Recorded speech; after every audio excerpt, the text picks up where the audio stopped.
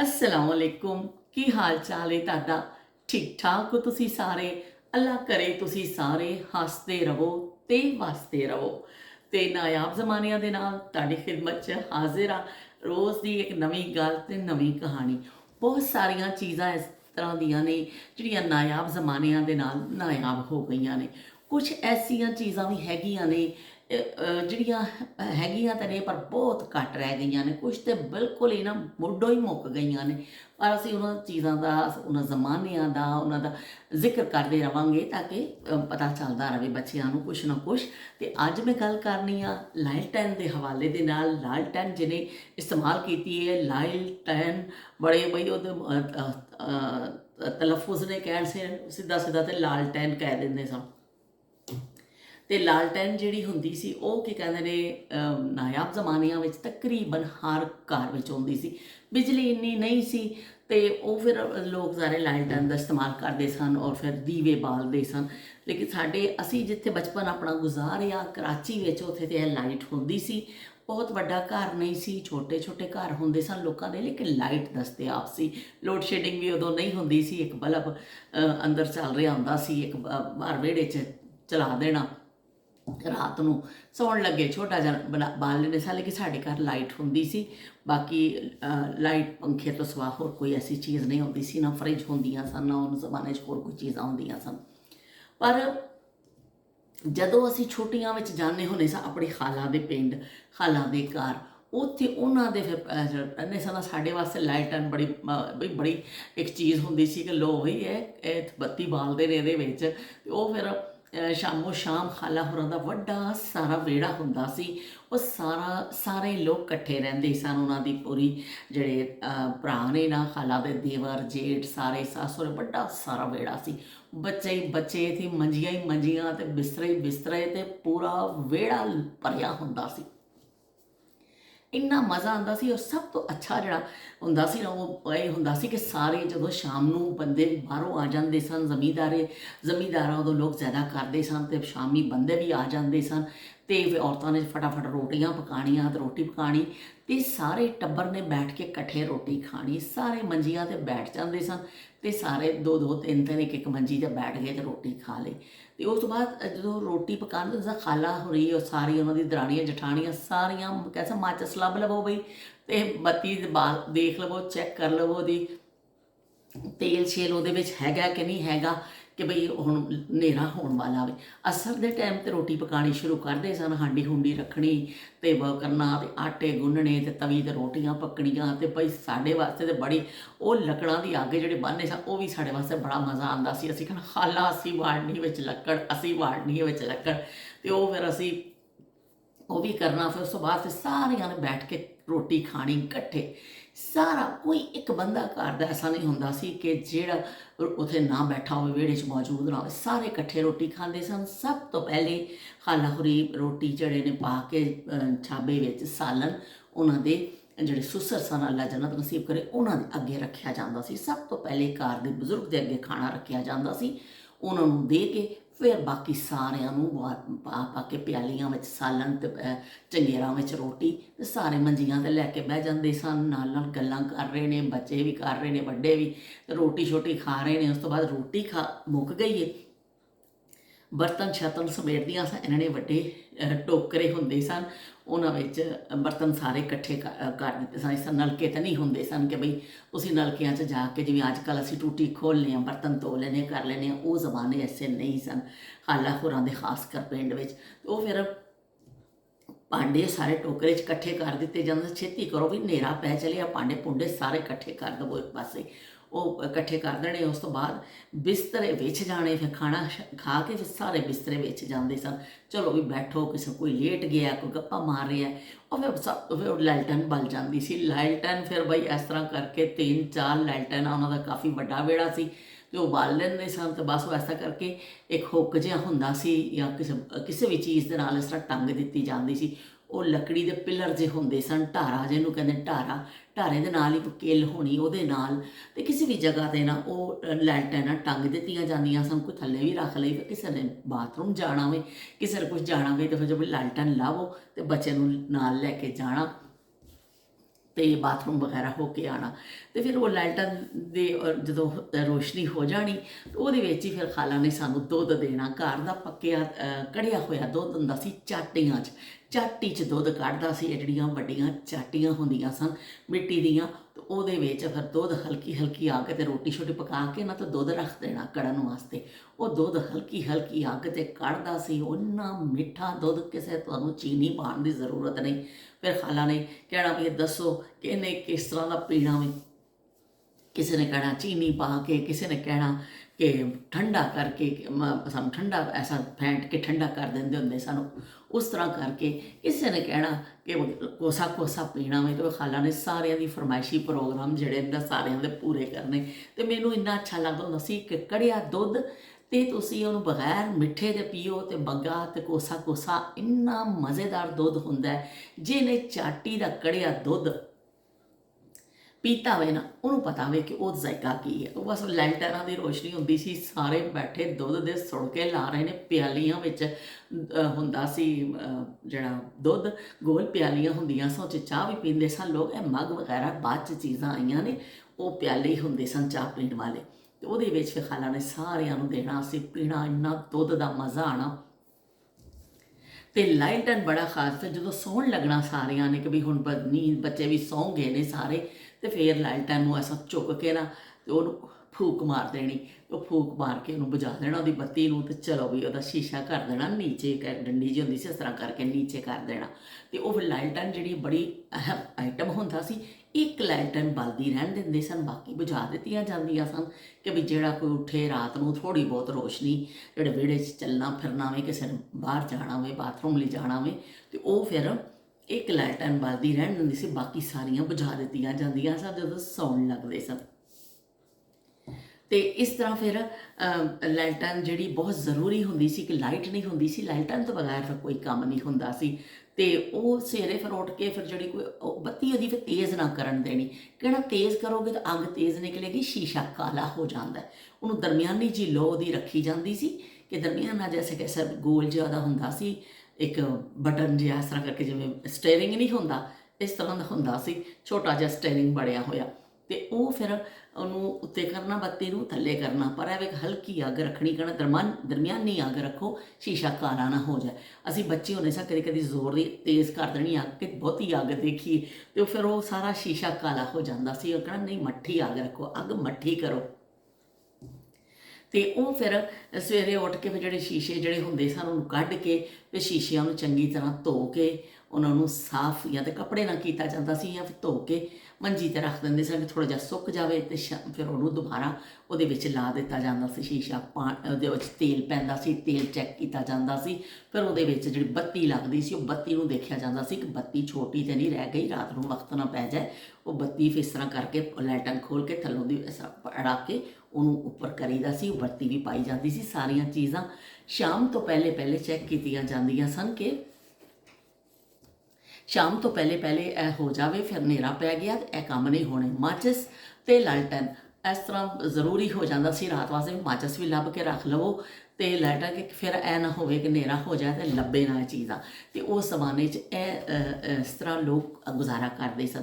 ਸਾਡੇ ਘਰ ਕਿਉਂਕਿ ਲਾਈਟ ਹੈਗੀ ਸੀ, ਪਰ ਇਸ ਤਰ੍ਹਾਂ ਨਹੀਂ ਸੀ, ਪਰ ਕਦੀ ਇਸ ਤਰ੍ਹਾਂ ਹੁੰਦਾ ਸੀ ਜੇ ਬਲਬ ਫਿਊਜ਼ ਹੋ ਜਾਂਦਾ ਸੀ ਸਾਡਾ, ਕਿ ਬਲਬ ਫਿਊਜ਼ ਹੋ ਗਿਆ, ਅੱਬੂ ਹਲੇ ਕੰਮ ਤੋਂ ਨਹੀਂ ਆਏ ਨੇ, ਅਤੇ ਫਿਰ ਮਸਲਾ ਹੋ ਜਾਂਦਾ ਸੀ, ਹਨੇਰਾ ਹੋ ਜਾਂਦਾ ਸੀ। ਸਾਡੀ ਅੰਮੀ ਨੇ ਕਹਿਣਾ ਲਿਆਓ ਵੀ ਦੀਵਾ ਬਣਾ ਲੈਂਦੇ ਹਾਂ, ਜਦੋਂ ਤੱਕ ਤੁਹਾਡੇ ਅੱਬੂ ਨੇ ਆਉਣਾ ਲਿਆਓ ਦੀਵਾ ਬਣਾ ਲੈਂਦੇ ਹਾਂ। ਅਤੇ ਉਹ ਫਿਰ ਅੰਮੀ ਨੇ ਮਿੱਟੀ ਦਾ ਦੀਵਾ ਜਿਹਾ ਰੱਖਿਆ ਹੁੰਦਾ ਸੀ, ਉਹਦੇ ਵਿੱਚ ਅਸਾਂ ਰੂੰ ਦੇ ਨਾਲ ਨਾ ਰੂੰ ਨੂੰ ਇਸ ਤਰ੍ਹਾਂ ਕਰਨਾ, ਲੰਮੀ ਜਿਹੀ ਇੱਕ ਬੱਤੀ ਬਣਾਉਣੀ, ਉਹ 'ਚ ਤੇਲ ਪਾਉਣਾ ਸਰੋਂ ਦਾ, ਅਤੇ ਉਹਨੂੰ ਡੋਬ ਕੇ ਚੰਗੀ ਤਰ੍ਹਾਂ ਉਹਨੂੰ ਥੋੜ੍ਹਾ ਜਿਹਾ ਕੋਨਾ ਇੰਨਾ ਕੁ ਬਾਹਰ ਕੱਢਣਾ, ਅੱਗ ਲਾ ਦੇਣੀ। ਉਹ ਫਿਰ ਹਲਕਾ ਹਲਕਾ ਦੀਵਾ ਬਲਦਾ ਰਹਿੰਦਾ ਸੀ। ਚਲੋ ਬਈ ਥੋੜ੍ਹੀ ਰੋਸ਼ਨੀ ਹੋ ਜਾਂਦੀ ਸੀ ਦੀਵੇ ਦੀ, ਉਹਦੇ ਵਿੱਚ ਫਿਰ ਅਸੀਂ ਕਰ ਲੈਂਦੇ ਸੀ। ਫਿਰ ਅੱਬੂ ਨੇ ਆਉਣਾ ਅਤੇ ਉਹਨਾਂ ਨੇ ਬਲਬ ਘਰ ਲਿਆ ਕੇ ਰੱਖੇ ਹੁੰਦੇ ਸਨ, ਫਿਰ ਉਹਨਾਂ ਨੇ ਵਟਾ ਦੇਣਾ। ਪਰ ਜਿੰਨੀ ਦੇਰ ਅੱਬੂ ਨਹੀਂ ਆਉਂਦੇ ਸਨ, ਫਿਰ ਅਸੀਂ ਅਗਰ ਕਦੀ ਇਸ ਤਰ੍ਹਾਂ ਹੋ ਜਾਂਦਾ ਸੀ ਨਾ ਬਲਬ ਵਗੈਰਾ ਫਿਊਜ਼, ਫਿਰ ਸਾਡੀ ਅੰਮੀ ਦੀਵਾ ਬਾਲ ਦਿੰਦੇ ਸਨ ਕਿ ਚਲੋ ਵੀ ਦੀਵਾ ਬਾਲ ਲਵੋ, ਅਤੇ ਉਹ ਫਿਰ ਦੀਵਾ ਬਾਲ ਲੈਂਦੇ ਹੁੰਦੇ ਸਨ। ਅਤੇ ਉਸ ਜ਼ਮਾਨੇ ਕਿੰਨੇ ਨਾਯਾਬ ਜ਼ਮਾਨੇ ਸਨ, ਉਹ ਤੁਸੀਂ ਸਮਝ ਲਓ ਕਿ ਕਿੰਨੇ ਕੁ ਸੀ ਕਿ ਲੋਕਾਂ ਨੂੰ ਇਸ ਤਰ੍ਹਾਂ ਨਹੀਂ ਸੀ ਕਿ ਲਾਈਟ ਖੋਲ੍ਹੋ ਤੇ ਬਾਥਰੂਮ 'ਚ ਵੜ ਜਾਓ, ਲਾਈਟ ਖੋਲੋ, ਤੇ ਕਮਰੇ 'ਚ ਆ ਜਾਓ, ਲਾਈਟ ਖੋਲੋ, ਤੇ ਜਿੱਥੇ ਬਾਹਰ ਜਿੱਥੇ ਚਲੇ ਜਾਓ। ਹੁਣ ਤਾਂ ਐਸੀਆਂ ਵੀ ਲਾਈਟਸ ਆ ਗਈਆਂ ਨੇ ਕਿ ਬਾਹਰ ਲਾਉਣ 'ਚ ਨਿਕਲੋ ਜਾਂ ਕਿਤੇ ਘਰ ਤੋਂ ਬਾਹਰ ਨਿਕਲੋ ਤਾਂ ਉਹ ਖੁਦ ਹੀ ਜਲ ਜਾਂਦੀਆਂ ਨੇ ਰਾਤ ਨੂੰ। ਉਹ ਫਿਰ ਸਕੈਨ ਵਾਲੀਆਂ ਆ ਗਈਆਂ ਨੇ। ਇਸ ਜ਼ਮਾਨੇ ਤੇ ਬੜੇ ਸ਼ਾਨਦਾਰ ਜ਼ਮਾਨੇ ਨੇ ਟੈਕਨੋਲੋਜੀ ਦੇ ਹਿਸਾਬ ਨਾਲ। ਉਸ ਜ਼ਮਾਨੇ ਵਿੱਚ ਕੋਈ ਐਸੀ ਚੀਜ਼ ਨਹੀਂ ਹੁੰਦੀ ਸੀ। ਲੋਕ ਫਿਰ ਜਿਹੜੇ ਪਾਣੀ ਲਾਉਣ ਜਾਂਦੇ ਸਨ ਖੇਤਾਂ ਵਿੱਚ, ਰਾਤ ਨੂੰ ਪਾਣੀ ਦੀ ਵਾਰੀ ਹੁੰਦੀ ਸੀ, ਉਹ ਵੀ ਫਿਰ ਲਾਲਟਨ ਨਾਲ ਲੈ ਕੇ ਜਾਂਦੇ ਸਨ ਕਿ ਹਨੇਰਾ ਹੋਣਾ ਵੀ। ਉਹ ਬੰਦਿਆਂ ਨੇ ਲਾਲਟਨਾਂ ਫੜੀਆਂ ਹੋਣੀਆਂ, ਪੈਰਾਂ 'ਚ ਵਿਚਾਰਿਆਂ ਨੇ ਉਹ ਜੁੱਤੀਆਂ, ਤੇ ਰਾਤ ਜੇ ਸਰਦੀ ਦੀ ਰਾਤ ਹੈ, ਗਰਮੀ ਦੀ ਰਾਤ ਹੈ, ਕੁਛ ਵੀ ਹੈ, ਰਾਤ ਦਾ ਟਾਈਮ ਹੈ, ਪਾਣੀ ਦੀ ਤੁਹਾਡੀ ਵਾਰੀ ਹੈ, ਤਾਂ ਉਹਨਾਂ ਨੇ ਜਾ ਕੇ ਤੇ ਉਹਨਾਂ ਨੇ ਫਿਰ ਲਾਲਟਨ ਨਾਲ ਲੈ ਕੇ ਜਾਣਾ। ਬਾਹਰ ਕਿਸੇ ਵੀ ਕੰਮ ਲਈ ਜਾਣਾ ਹੋਵੇ, ਦਰਵਾਜ਼ੇ ਤੱਕ ਜਾਣਾ, ਬੂਹੇ ਤੱਕ ਜਾਣਾ, ਲਾਲਟਨ ਹਰ ਇੱਕ ਦੇ ਹੱਥ ਵਿੱਚ ਫੜੀ ਹੁੰਦੀ ਸੀ। ਜਦ ਕੋਈ ਦੌੜੀ ਜਾ ਰਿਹਾ ਹਰ ਬੰਦਾ, ਤੇ ਹਰ ਬੰਦੇ ਨੇ ਕਿਸੇ ਨੇ ਵਾਸ਼ਰੂਮ ਜਾਣਾ, ਕਿਤੇ ਵੀ ਜਾਣਾ, ਬੱਚੇ ਨੇ ਉੱਠ ਕੇ ਪਾਣੀ ਮੰਗਿਆ ਬਈ ਲਾਲਟਨ ਫੜੋ, ਤੇ ਉਹ ਉੱਥੇ ਤੱਕ ਜਾਓ ਮਟਕੀਆਂ ਤੱਕ, ਤੇ ਲਾਲਟਨ ਦੇ ਰੋਸ਼ਨੀ ਵਿੱਚ ਤੁਸੀਂ ਪਾਣੀ ਪੀਓ। ਜਿਹੜਾ ਕੰਮ ਕਰਨਾ ਹੈ ਤਾਂ ਲਾਲਟਨ ਤੁਹਾਡੇ ਹੱਥ ਵਿੱਚ ਹੁੰਦੀ ਸੀ, ਇੱਕ ਇੰਤਖਾਬੀ ਨਿਸ਼ਾਨ ਦੀ ਤਰ੍ਹਾਂ। ਉਹ ਜਿੱਥੇ ਜਿੱਥੇ ਤੁਸੀਂ ਫਿਰਦੇ ਪਏ ਹੋ ਤੇ ਉਹ ਚੱਲ ਰਹੀ ਹੈ। ਉਹ ਜ਼ਮਾਨੇ ਨਾਯਾਬ ਹੋਏ। ਹੁਣ ਲਾਲਟਨ ਜ਼ਰੂਰ ਹੋਏਗੀ ਕਿਤੇ ਨਾ ਕਿਤੇ। ਮੈਂ ਬਹੁਤ ਅਰਸਾ ਹੋ ਗਿਆ ਮੈਂ ਵੀ ਨਹੀਂ ਦੇਖੀ, ਲੇਕਿਨ ਪਰ ਇਹ ਵੀ ਕਿ ਜ਼ਰੂਰ ਕਿਤੇ ਹੋਏਗੀ।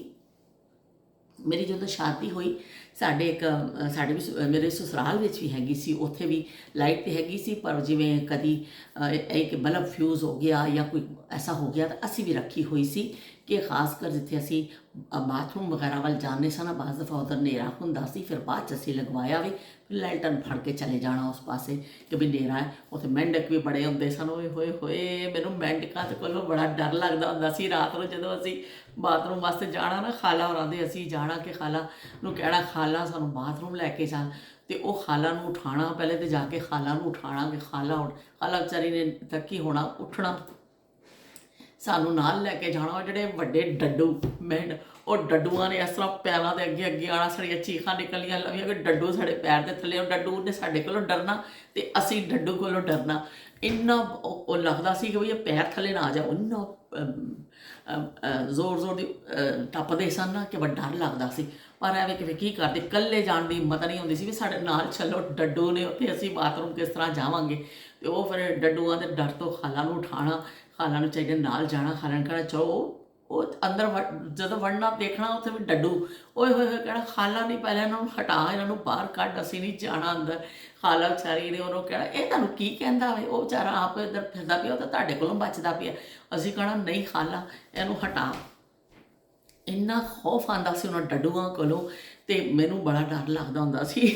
ਪਰ ਉਹ ਉਸ ਜ਼ਮਾਨੇ 'ਚ ਡੱਡੂ, ਹੁਣ ਤਾਂ ਡੱਡੂ ਵੀ ਦੇਖੇ ਬੜਾ ਹੀ ਚਿਰ ਹੋ ਗਿਆ, ਯਕੀਨ ਮੰਨੋ ਹੁਣ ਕਦੀ ਨਜ਼ਰ ਹੀ ਨਹੀਂ ਆਉਂਦੇ। ਅਤੇ ਫਿਰ ਜਦੋਂ ਮੈਂ ਆਪਣੇ ਸਸੁਰਾਲ ਵੀ ਗਈ ਨਾ, ਉੱਥੇ ਵੀ ਇਹੀ ਸਿਸਟਮ ਸੀ। ਅਸੀਂ ਪਿੰਡ 'ਚ ਜੋ ਗਏ ਤਾਂ ਉੱਥੇ ਵੀ ਬਾਈ 2 ਕਮਰੇ ਸਨ, ਬਰਾਂਡਾ ਲੰਘ ਕੇ, ਵਿਹੜਾ ਲੰਘ ਕੇ, ਇੱਕ ਪਾਸੇ ਬਾਥਰੂਮ। ਔਰ ਰਾਤ ਨੂੰ ਮੈਂ ਜਾਣਾ ਤਾਂ ਫਿਰ ਮਾਂ ਯਾਦ ਆਉਣੀ, ਓਏ ਅੱਲਾ ਮੀਆਂ ਹੁਣ ਕੀ ਕਰੀਏ, ਹੁਣ ਤਾਂ ਖਾਲਾ ਵੀ ਨਹੀਂ, ਮਾਂ ਵੀ ਨਹੀਂ, ਕਿਹਨੂੰ ਉਠਾਵਾਂ। ਔਰ ਡੱਡੂ ਹੀ ਡੱਡੂ ਉੱਥੇ ਹੁੰਦੇ ਸਨ। ਮੇਰਾ ਤਾਂ ਐਸਾ ਸੀ ਵੀ ਮੈਂ ਮਰ ਜਾਵਾਂਗੀ, ਸ਼ਹੀਦ ਹੋ ਜਾਵਾਂਗੀ। ਯਕੀਨ ਮੰਨੋ ਇੰਨਾ ਡੱਡੂ ਪਤਾ ਨਹੀਂ ਕਿੱਥੋਂ ਆ ਜਾਂਦੇ ਸਨ, ਹੁਣ ਤਾਂ ਕਦੀ ਦੇਖੇ ਹੀ ਨਹੀਂ। ਉਹ ਸਾਰੇ ਫਸਲਾਂ ਵਾਲੇ ਇਲਾਕੇ ਸਨ ਨਾ ਕਰੀਬੀ, ਸ਼ਾਇਦ ਇਸ ਵਜ੍ਹਾ ਨਾਲ ਆ ਜਾਂਦੇ ਸਨ। ਇੰਨਾ ਮੈਨੂੰ ਸਭ ਤੋਂ ਜ਼ਿਆਦਾ ਖੌਫਨਾਕ ਲਮਹਾ ਜਿਹੜਾ ਮੇਰੇ ਵਾਸਤੇ ਹੁੰਦਾ ਸੀ ਨਾ, ਉਹ ਰਾਤ ਨੂੰ ਬਾਥਰੂਮ ਜਾਣ ਵਾਲਾ ਹੁੰਦਾ ਸੀ। ਮੈਨੂੰ ਇੰਨਾ ਡਰ ਲੱਗਦਾ ਸੀ ਕਿ ਯਾ ਅੱਲਾ ਝੂਠ ਹੀ ਹੋ ਜਾਏ ਬਾਥਰੂਮ ਜਾਣਾ। ਕੋਸ਼ਿਸ਼ ਪੂਰੀ ਮੈਂ ਕਰ ਨਹੀਂ ਸਕੀ ਮੈਂ ਨਾ ਜਾਵਾਂ, ਪਰ ਫਿਰ ਵੀ ਕਿਸੇ ਟਾਈਮ ਜਾਣਾ ਪੈਂਦਾ ਸੀ। ਓਏ ਹੋਏ ਹੋਏ, ਜਿਹੜੇ ਡੱਡੂਆਂ ਤੋਂ ਮੈਨੂੰ ਡਰ ਲੱਗਦਾ ਸੀ ਕਿ ਬਸ ਸਭ ਤੋਂ ਖੌਫਨਾਕ ਉਹ ਮੰਜ਼ਰ। ਲੇਕਿਨ ਉਹ ਜ਼ਮਾਨੇ ਦੇਖੋ ਗੁਜ਼ਰ ਗਏ, ਇੰਨੇ ਡੱਡੂ, ਤੇ ਅਸੀਂ ਉਹਨਾਂ ਡੱਡੂਆਂ ਕੋਲ ਡਰ ਨਹੀਂ ਹੁੰਦੇ ਸਾਂ। ਅੱਜ ਹੁਣ ਡੱਡੂ ਦੇਖਣ ਨੂੰ ਅਸੀਂ ਤਰਸ ਗਏ, ਡੱਡੂ ਕਦੀ ਨਜ਼ਰ ਹੀ ਨਹੀਂ ਆਉਂਦੇ।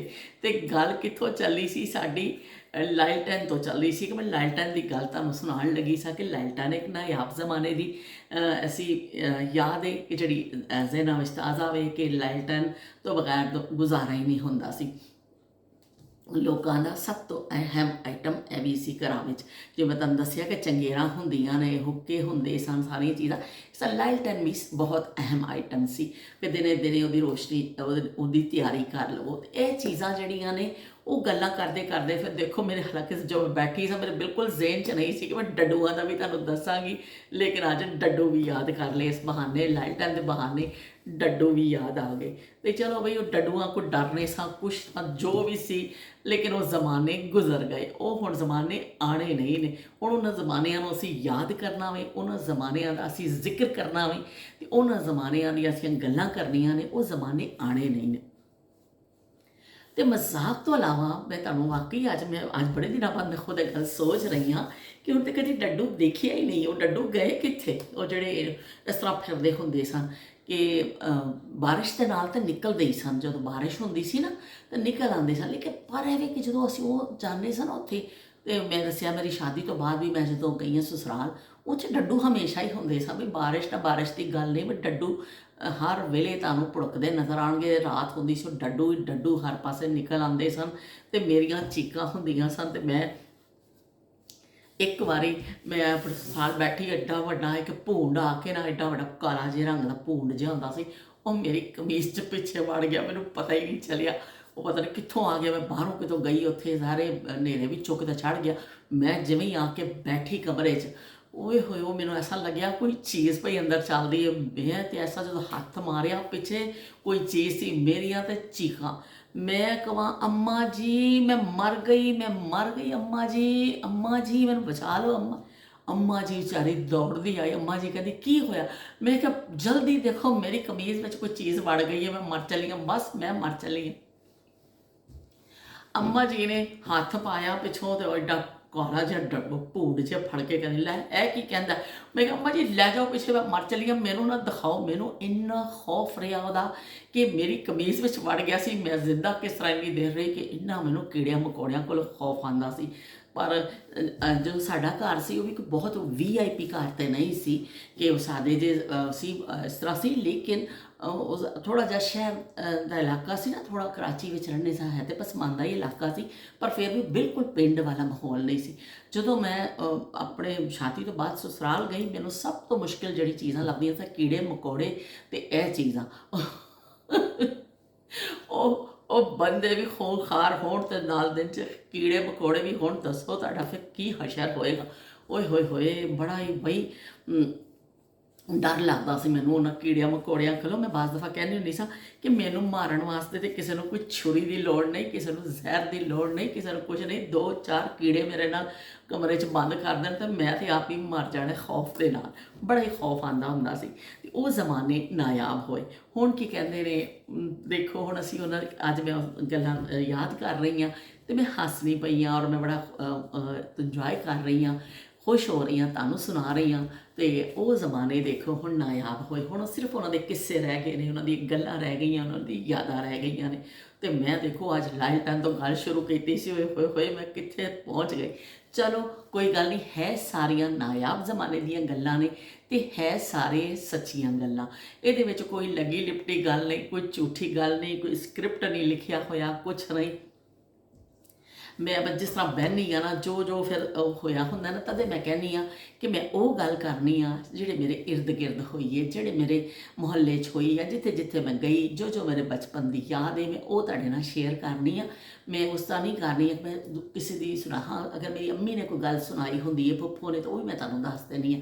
ਪਰ ਜਿਹੜੀ ਹਕੀਕਤ ਹੁੰਦੀ ਹੈ ਨਾ, ਕਿ ਮੈਂ, ਕਿਉਂਕਿ ਮੈਨੂੰ ਇਸ ਤੋਂ ਫਿਰ ਲਿਖਣ ਦੀ ਜ਼ਰੂਰਤ ਨਹੀਂ ਉਹਨੂੰ ਪੈਂਦੀ, ਕਿ ਮੈਂ ਇਸ ਤਰ੍ਹਾਂ ਨਾਯਾਬ ਜ਼ਮਾਨਿਆਂ ਦਾ ਜ਼ਿਕਰ ਇਸ ਤਰ੍ਹਾਂ ਹੀ ਕਰ ਦੇਣੀ ਆ ਕਿ ਮੈਨੂੰ ਉਹ ਗੱਲਾਂ ਯਾਦ ਨੇ, ਮੈਨੂੰ ਭੁੱਲੀਆਂ ਨਹੀਂ ਨੇ। ਤੇ ਚਲੋ ਜੀ, ਮੈਂ ਆਪਣੇ ਸਾਰੇ ਕਿੱਸੇ ਤੁਹਾਡੇ ਨਾਲ ਅੱਜ ਸ਼ੇਅਰ ਕੀਤੇ। ਤੁਹਾਨੂੰ ਲਾਲਟਨ ਦਾ ਵੀ ਦੱਸਿਆ ਕਿ ਕਿਸ ਤਰ੍ਹਾਂ ਅਸੀਂ ਜਾਂਦੇ ਹੁੰਦੇ ਸਾਂ ਲਾਲਟਨ ਲੈ ਕੇ। ਖਾਲਾ ਦੇ ਪਿੰਡ ਜਦੋਂ ਜਾਂਦੇ ਸਾਂ ਤੇ ਲਾਲਟਨ ਦੇਖ ਕੇ ਅਸੀਂ ਬੜੇ ਖੁਸ਼ ਹੁੰਦੇ ਸਾਂ ਕਿ ਪਤਾ ਨਹੀਂ ਇਹ ਵੀ ਕੋਈ ਨਵੀਂ ਚੀਜ਼ ਸਾਨੂੰ ਮਿਲ ਗਈ ਹੈ। ਤੇ ਦੂਸਰਾ ਹੈ ਕਿ ਬਾਕੀ ਤੁਹਾਨੂੰ ਕਿਸੇ ਵੀ ਮੈਂ ਸੁਣਾ ਦਿੱਤੇ, ਨਾਲੋਂ ਨਾਲ ਸਾਡੀਆਂ ਗੱਲਾਂ ਚੱਲਦੀਆਂ ਰਹਿਣਗੀਆਂ ਤੇ ਨਾਲੋਂ ਨਾਲ ਸਾਡੀਆਂ ਸਾਰੇ ਅਸੀਂ ਕਿਸੇ ਸੁਣਾਉਂਦੇ ਰਹਾਂਗੇ। ਤੇ ਫਿਰ ਮਿਲਨੇ ਆ ਇੱਕ ਨਵੀਂ ਗੱਲ, ਨਵੀਂ ਯਾਦ ਦੇ ਨਾਲ। ਤੇ ਉਦੋਂ ਤੱਕ ਇਜਾਜ਼ਤ ਚਾਹਾਂਗੀ। ਚਲੋ ਮੈਂ ਤੁਹਾਨੂੰ ਜਾਂਦੇ ਜਦੋਂ, ਹਾਂ ਮੈਨੂੰ ਯਾਦ ਆ ਗਿਆ ਇੱਕ ਗਾਣਾ ਵੀ ਹੈਗਾ ਸੀ ਲਾਲਟਨ ਦਾ, ਬੱਤੀ ਬਾਲ ਕੇ ਬਨੇਰੇ ਉੱਤੇ ਰੱਖਨੀ ਆ, ਗਲੀ ਭੁੱਲ ਨਾ ਜਾਵੇ ਨੀ ਚੰਨ ਮੇਰਾ, ਹਾਏ ਨੀ ਬੱਤੀ ਬਾਲ ਕੇ ਬਨੇਰੇ ਉੱਤੇ ਰੱਖਨੀ ਆ। ਲੋ ਬਈ ਗਾਣਾ ਵੀ ਯਾਦ ਆ ਗਿਆ ਮੈਨੂੰ। ਤੇ ਹੁਣ ਮੈਂ ਚੱਲਨੀ ਆ। ਅਗਰ ਤੁਹਾਨੂੰ ਮੇਰੀ ਸਾਥ ਅੱਛਾ ਲੱਗਦਾ ਵੇ, ਤੁਸੀਂ ਮੇਰੇ ਨਾਲ ਰਹਿਣਾ ਚਾਹੁੰਦੇ ਹੋ, ਮੈਨੂੰ ਆਪਣਾ ਕਮੈਂਟ ਕਰਕੇ ਦੱਸਿਓ, ਲਾਈਕ ਕਰ ਦਿਓ। ਫਿਰ ਮਿਲਦੇ ਹਾਂ ਇਨਸ਼ਾਅੱਲਾ ਇੱਕ ਨਵੀਂ ਯਾਦ ਦੇ ਨਾਲ। ਤੇ ਅਸੀਂ ਇੱਕ ਨਵੀਂ ਗੱਲ, ਨਵੀਂ ਯਾਦ ਜਿਹੜੀ ਹੈ ਤੇ ਪੁਰਾਣੀਆਂ ਨੇ, ਪਰ ਦਿਨ ਦੇ ਹਿਸਾਬ ਨਾਲ ਨਵੀਆਂ ਹੋ ਜਾਂਦੀਆਂ ਨੇ। ਜਦੋਂ ਅਸੀਂ ਉਹਨਾਂ ਦਾ ਜ਼ਿਕਰ ਕਰਦੇ ਹਾਂ, ਉਹ ਗੱਲਾਂ ਸਾਰੀਆਂ ਨਵੀਆਂ ਹੀ ਹੋ ਜਾਂਦੀਆਂ ਨੇ, ਪੁਰਾਣੀਆਂ ਲੱਗਦੀਆਂ ਹੀ ਨਹੀਂ ਨੇ। ਤੇ ਅੱਲਾ ਹਾਫਿਜ਼ ਤੇ ਰੱਬ ਰਾਖਾ।